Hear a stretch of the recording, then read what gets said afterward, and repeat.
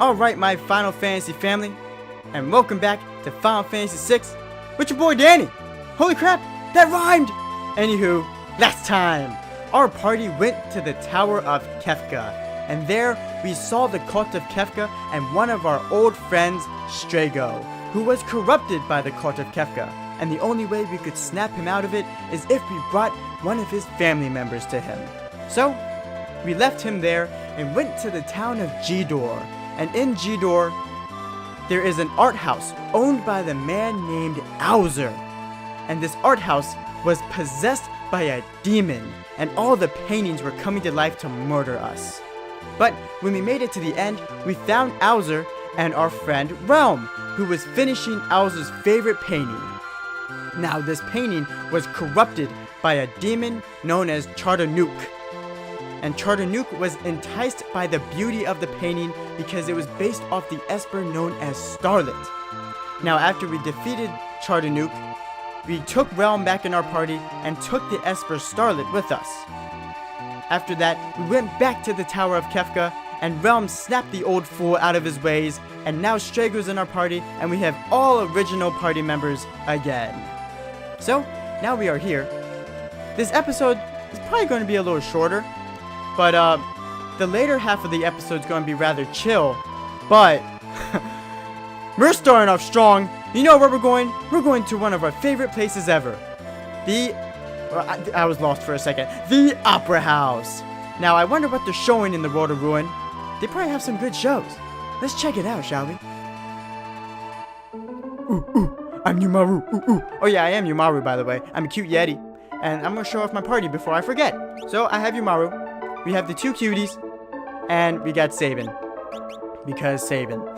Anywho, Umaru's weird. And I like weird. Okay? Check this out. We can't equip anything on Umaru. We can see what he has. He has a bone club and wears a snow muffler, basically his fur. We also can't equip any espers on Umaru. The only thing you can equip is relics. Now, I gave him the Rage Ring because it's meant for him. Equip on Sasquatch and it basically powers him up even more, I think. That's what I'm getting from it, from the stats. I just gave him a Hyper Wrist as well because I don't know if relics truly work like that on him, but whatever. He's a powerhouse. All he's going to do is physically attack, and I'm fine with it, okay? Otherwise, the one thing you will notice from all of our party members right now is they all are wearing Gaia gear to protect from earth damage. You'll see why in a few minutes. But that's basically our setup. Relics wise, you know, yeah, just same old with them. And espers, I just have them learning stuff. I do have Starlet. I'm gonna try and remember to show off Starlet. It's just a healing thing, so if we take damage, I'll use Starlet just to heal us. Otherwise, Umaru's trying to check out our show. Ah! Help! Help! Talk to the impresario! Oh, the impresario's still alive? Huh. How about that? I wonder where he is. Hello? Oh, wow, look! It looks like the audience is still here, and I bet you $10 that conductor is jamming. Oh, he's jamming with his people. His orchestra is going hard. How's it going? A dragon is sitting smack in the middle of the stage. A dragon? Could it be one of the dragons? You would be correct, ladies and gentlemen. But let's just check out the room down here. I can't remember if anything's here. But that conductor, that's passion. Alright? Is this the same score? Yes, it is. It's the same score that Celes read when she had to pretend she was Maria so she can be stolen by Setzer. Remember those good old days? Anywho, yeah, that conductor, full of passion. I love him. He is jamming it. Anywho, what we're supposed to do is go over here, say hello, like, yeah. So there's a dragon on stage, and they're just playing music for the dragon. That's part of the show, because this opera house clearly is insane, as we saw in the World of Balance. Anywho, don't press the wrong switch, Yeti, or don't tell me what to do. I'm a Yeti. I'll press this switch. You like that? It didn't do anything. What about this switch? And And there he is. And we're wearing Earth Defense because we're fighting the Dirt Dragon. Let's get it. Alrighty. So, we're starting off strong. Ah! Alright, he hit Uematsu. But check out Uematsu. Oh! Uematsu! He just went at him. That's the Rage Ring. That was straight up the Rage Ring, by the way. Oh! Oh! Lock, my love, get up. Honed Tusk. Ah! Okay! This is going fantastic, by the way. This is exactly what I wanted. We need Starlet. Holy crap! He threw Lock! Oh, this is not going well. Oh, this is not going well. Uh-oh. Oh, it healed us because we have the guy gear. He threw a party member he threw a motherfucker at another motherfucker. He's throwing people because of the Rage Ring. That's exactly what the Rage Ring does. It causes them to go nuts. Ooh, nice one, Salas. He's throwing it. That is so funny. Okay, we're using Starlet. Let's see what Starlet does. Holy crap. What was it? I didn't even see the name of it. Ooh, hello, baby. Alright, that's a better cure. Nice block, baby. Alright, life. He's not reacting to, he's not countering our boy, Uematsu, right now. Q2. Okay. Okay. I actually need Sabin to do some bum rushes, but I think Uematsu is going to carry us. Let's be honest. Uematsu is carrying us. Ice 2? Look at Uematsu. He's going nuts. I love him. I actually am a big fan of Uematsu right now. I forgot he threw people. That's so funny. Please use freaking the Earth Defense thing so you can heal Sabin. Please? Okay, that's fine. I'll take that. I will take that. I will take that. Heal everyone, baby girl. I will freaking take that, yeah. Alright. Bum rushing. Slide. Alright, that's cool. That heals us.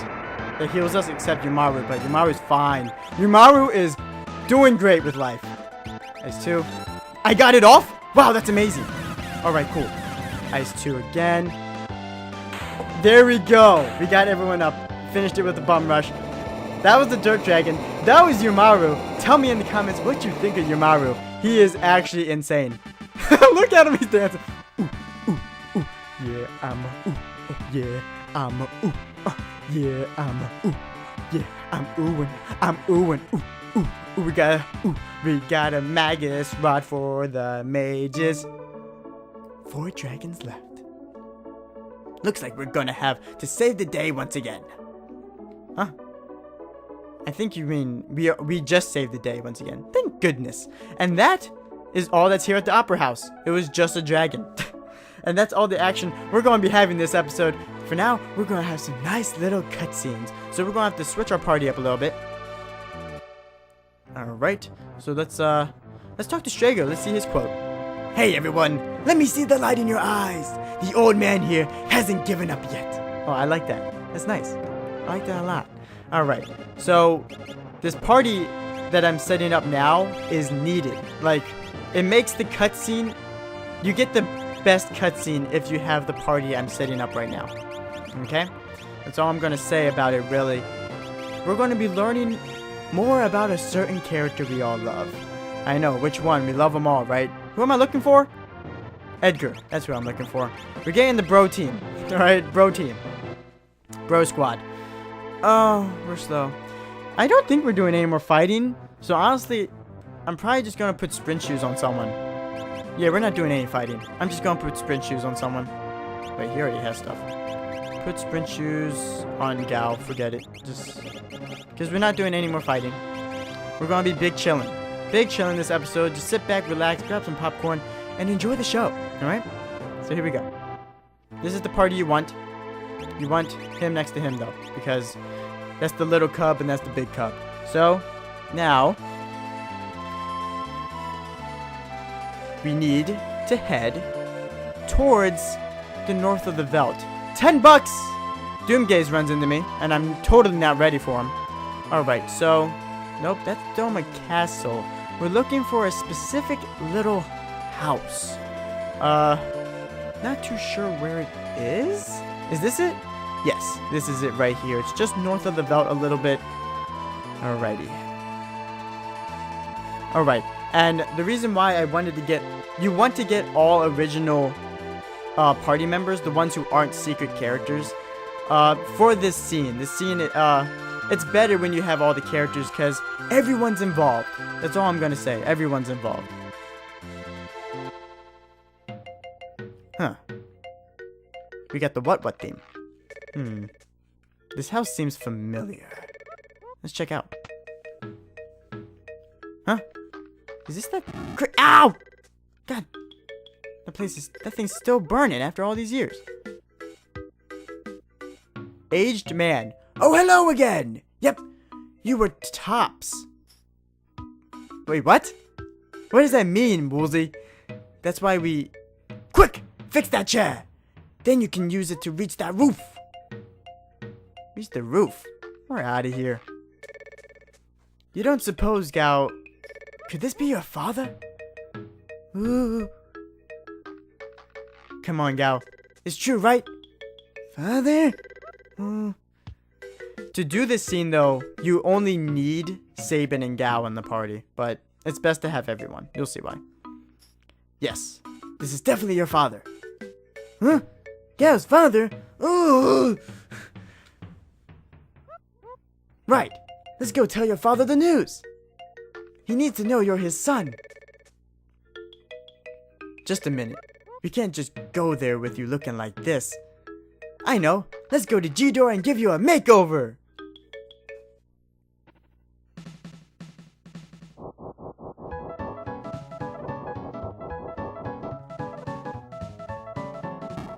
No, Gao, don't eat with your fingers. And this is one of my favorite scenes in the game. It's actually very charming. And look, everyone's here. Every single party member. And as you see, Shadow's sleeping. Shadow does not care. I just love how everyone's involved here. Ooh. Don't say yow when you mean yes. Ho! How do you like these? Wait, what about those? I don't know about that, Tara. Did you say something? No, nothing, not at all. Which is it gonna be? Oh, this is nice, but does it work for Gao? Well, I don't know, Celis. What? Nothing, Celis. It looks fine, but... What about a jaunty hat? No, not that hat. It's stupid. Wait a minute. What do you mean? Ugh. This is it. Me go to funeral? What is going on with the dialogue? Perfect. Functional, yet sporty. Done. I don't think... Phew. Completely lacking in fashion. Excuse me, sir. Could you order some clothes like the ones I'm wearing? Impossible. Setzer, how dare you think of sticking him in that kind of getup? Huh? I got it. A tuxedo, silk hat, and a rose in his teeth. I think that's overdoing it just a bit, Edgar. He should have a bandana on his head. What's so great about a bandana? Most of the time, I see him tied around dogs at the beach. Huh? Hey, what do you mean by that? Hey, ah!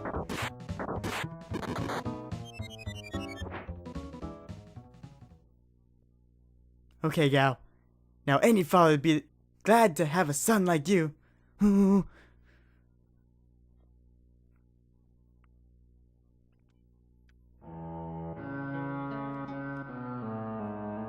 Excuse me, sir.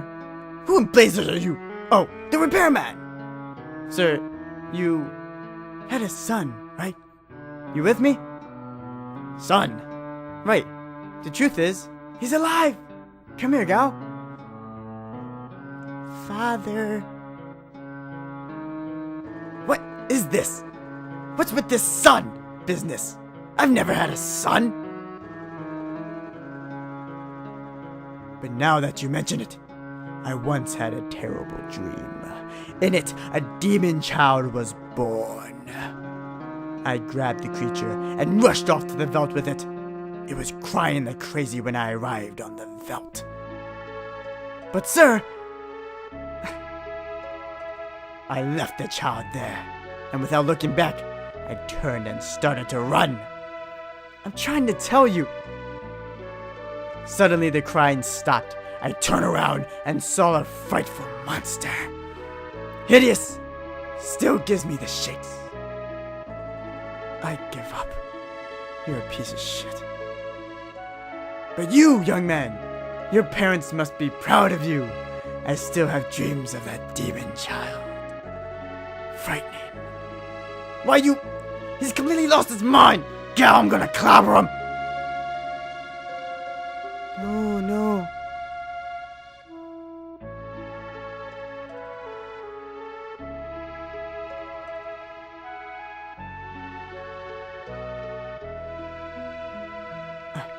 I'm sorry, Gal. Father, alive. I'm happy.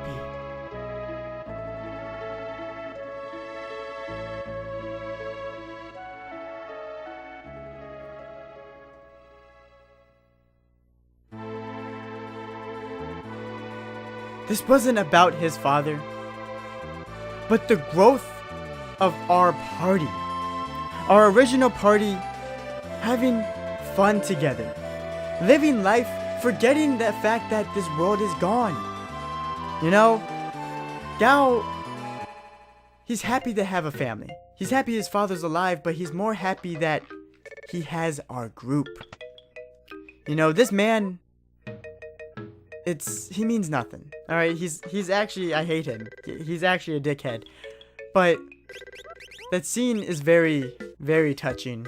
And it's funny because Gao gets all those unique sprites at that scene. You see him with the bandanas, you see him in the tuxedo, and the dialogue there was a little weird, but it is just them saying, like, they're fighting and arguing about what he should wear, which I think it's funny because it's a bonding moment for them. It's a bonding moment for the Final Fantasy VI family. And that's what I take from it. What do you guys take from the scene? What do you think about the whole scene where Gao stops Sabin from beating his father? How Gao feels about his true father? Tell me what you guys think about it in the comments. That's pretty much it. We're just gonna have a rest. This was it was tiring having to get Gao all together and fancy. You know how rough it is to get this child to try and act normal? And it clearly didn't work. He's right back in his animal hides. He's eating with his hands. He's yelling, "Ho!" He can't be yelling, "Ho!" Alright, we're back in Ikea, going to my favorite place to take a nice deserved nap. You know what I mean? This place is great. The beds are nice and soft. It's just fantastic. Sweet dreams, everyone.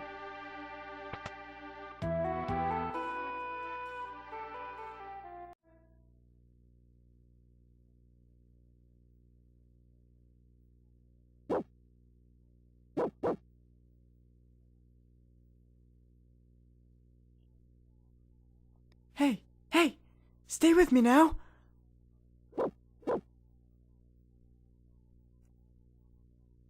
Where am I? A small village called Thama. Hey, hang in there.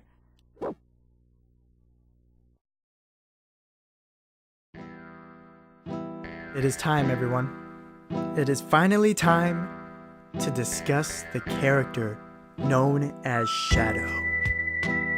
Who was Shadow when we first met him? Shadow was a wandering assassin who would do anything for money.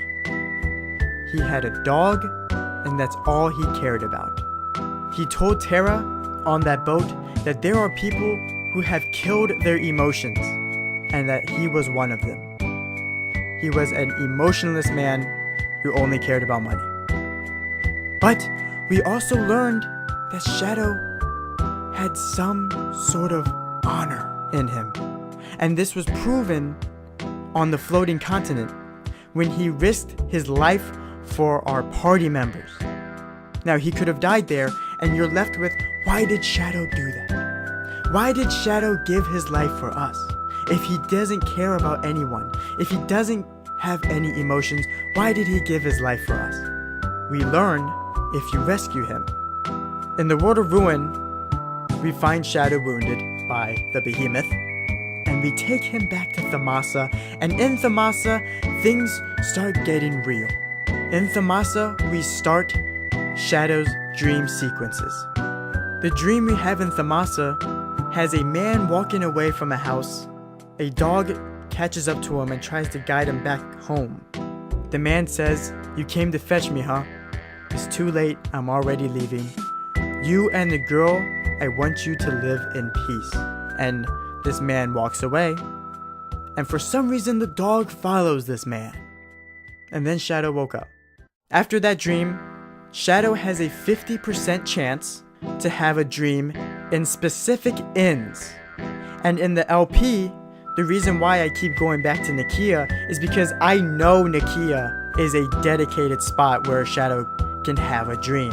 So that's the only place I was guaranteed to have a dream, so I just kept going to the same place. And it doesn't matter, you can have all the dreams in the same place like I did, but there's just a 50% chance if he has it. So the next dream we had, it was more like a nightmare, where we see the same man we saw before, except he's in a pitch black room, all alone. And suddenly another man appears before him, and this man is Barum. Barum says, "Clyde, please find me, I'm done for. Find me, Clyde."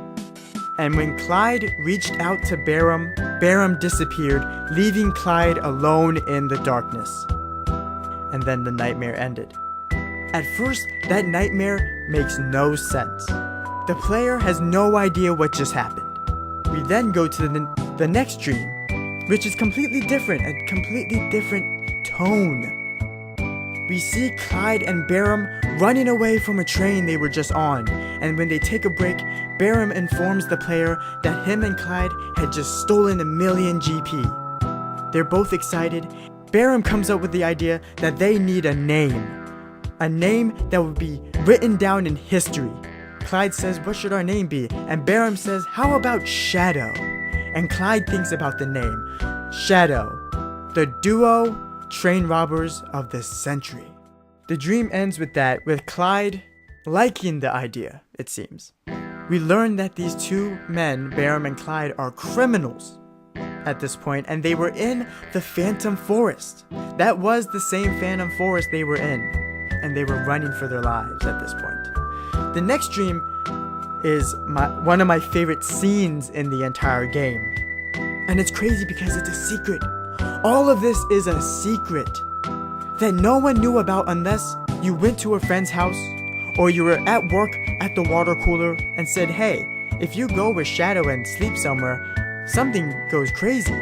No one knew about this. The next dream, one of my favorite scenes in the game, we see Clyde and Barum's on the ground. Now, we recognize the area. The area is at the bottom of Barren Falls, just outside of the Veldt. Now think about our adventures. Sabin, Cyan, and Shadow, to a point, followed this same path. Shadow, Cyan, and Sabin went through the Phantom Train, went through the Phantom Forest, and went up Barren Falls, but Shadow said, "No, I'm not jumping down this waterfall." Now keep that in mind. Keep in mind that Shadow didn't want to jump down this waterfall for this next scene. But we know that the Barren Falls, after you jump down it, it leads you to the Veldt, which is where Barum and Clyde are. Barum is wounded after performing that risky maneuver. He's wounded after jumping off the waterfall, and he's looking at his own blood and realizes this is the end for him. He tells Clyde to run with the money, but before Clyde leaves, he asks Clyde to do one last favor for his best friend. Barum says, "Clyde, you need to kill me, Clyde. Take my knife and kill me."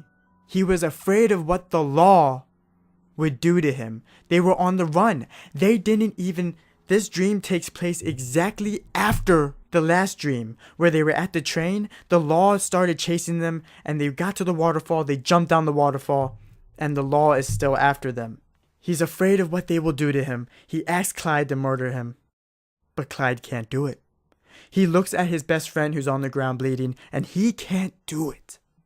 He runs away, apologizing to Barum, and Barum curses him. "How dare you, Clyde, you coward." And that is why Clyde had the nightmare of Barham, the first dream, the first nightmare. That was what that was about. And now we understand, okay, he's guilty about leaving Barham behind. The next dream, the fourth dream, the last one we got to see, we see that Clyde had made it all the way to Thamasa. Think about the world now. Thamasa is isolated.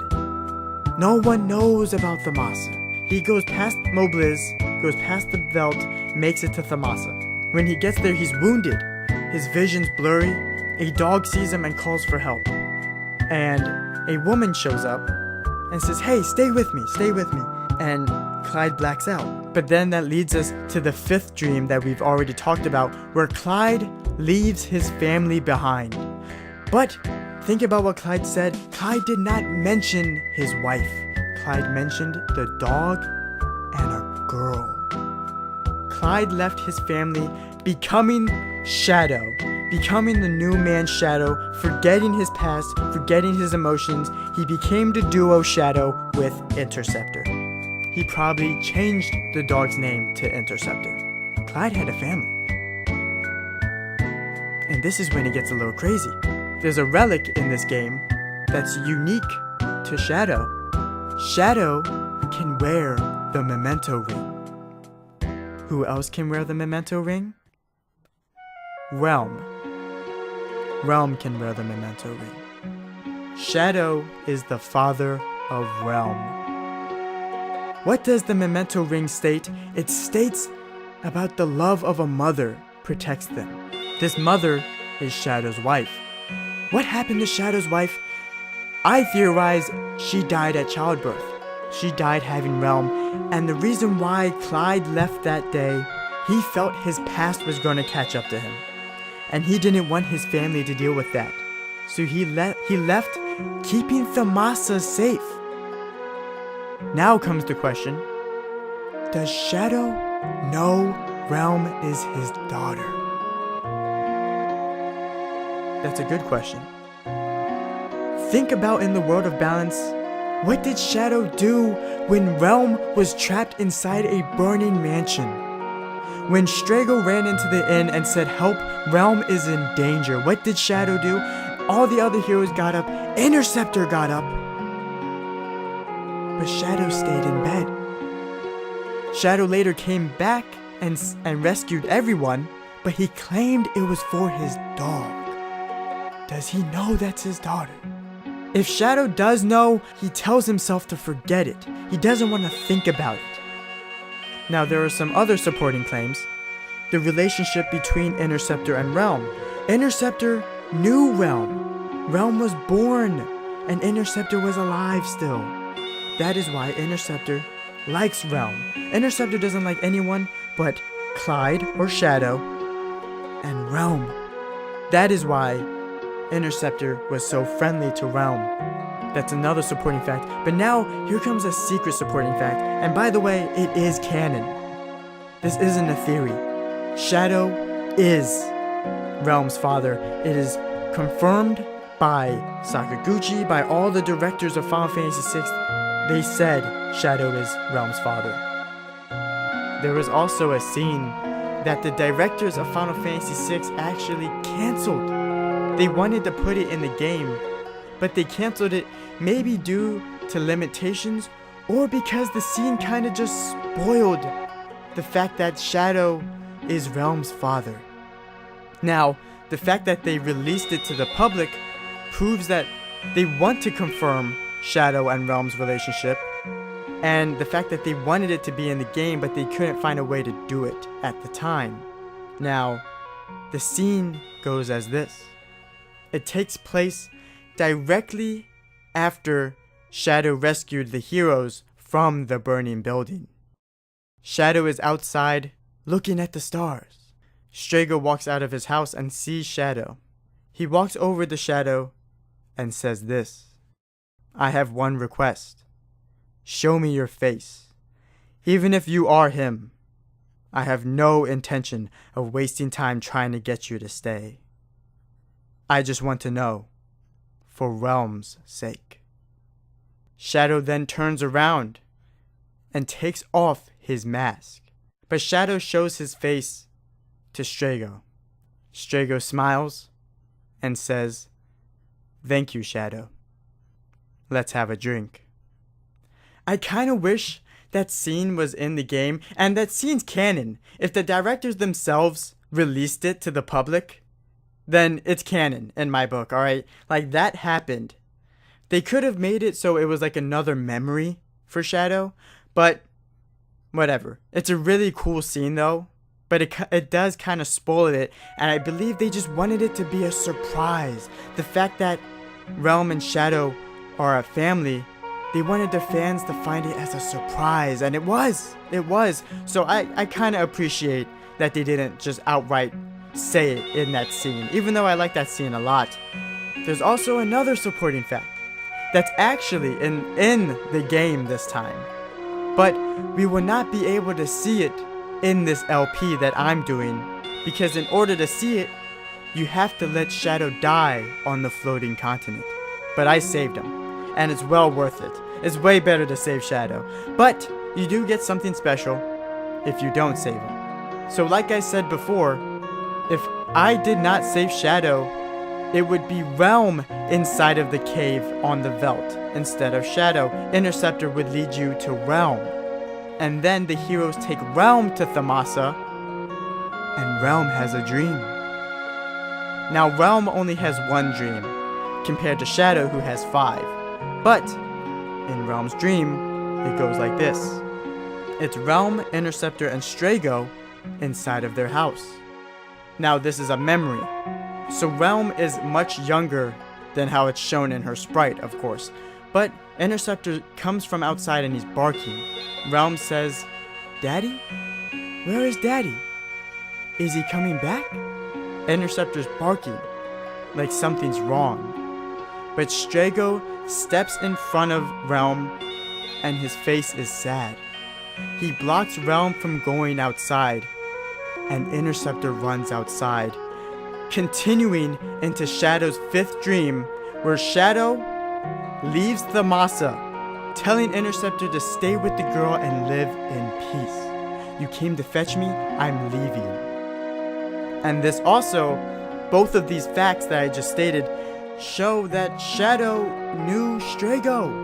He trusted Strago enough to take care of his own daughter. So does Shadow know that's Realm? He has to know that's Strago.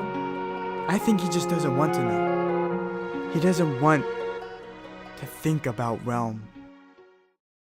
Shadow is one of, if not the, deepest character in Final Fantasy. And by the way, Barum and Clyde are a representation of Bonnie and Clyde, clearly, but they are the male counterparts. Interceptor replaced Barum, and the guilt of Barum follows him forever. And in Shadow's design, I'm probably showing pictures as I talk here, Shadow, if you look at him, he has one horn. And I theorize he has one horn because he got rid of the other one, or only made one horn to represent Barum. He's missing the other side of the devil. Barum and Clyde were Shadow. Shadow's missing a piece of him. But this is what makes him one of my favorite characters in the game. Now you understand why I like him so much. At first it's like, oh, he's just a ninja. That's the only reason why you like him? No. There's this secret backstory that a lot of people did not know about. And that's the beauty of it. Shadow is a mysterious man, and none of the characters know about him. Only the player knows about what truly is inside Shadow or Clyde's heart. And that's pretty much all I have to say about my discussion of one of my favorite characters of all time. The coolest cool guy to ever be in a game. And don't forget to tell me what you guys think about Shadow down below. I'm always interested. Thank you for listening to me. I'll see you guys next time.